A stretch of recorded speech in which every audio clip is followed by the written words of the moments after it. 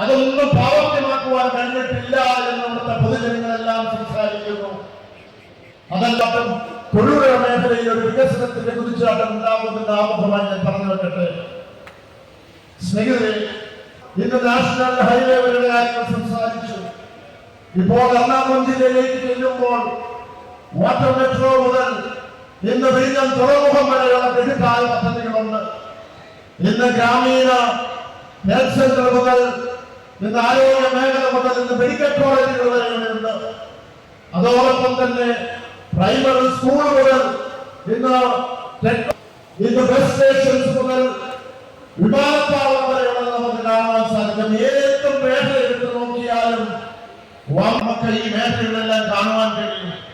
അവർ ഒരു കാര്യമാണ് ഈ സർക്കാർ ലക്ഷ്യമിട്ടത്.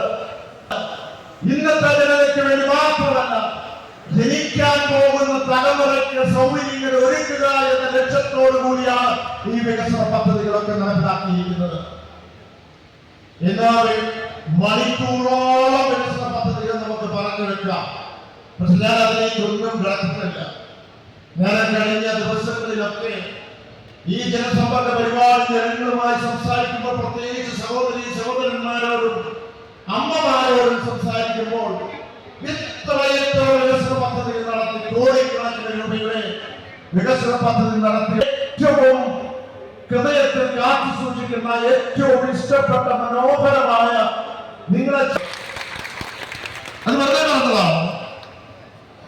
നമുക്കറിയാം, അല്പമാശ്വാസം. സാധാരണ രീതിയിൽ ഒരു വികസന പദ്ധതി വരുന്നു കഴിയുമ്പോൾ ആ വികസന പദ്ധതിയിൽ എന്താണ് എനിക്ക് വ്യക്തിപരമായി നമുക്ക് ലഭിച്ചത്, എന്താണ് എന്റെ കുടുംബത്തിന് കാരണക്കാരൻ ചിന്തിക്കുന്നത് തന്നെയാണ്.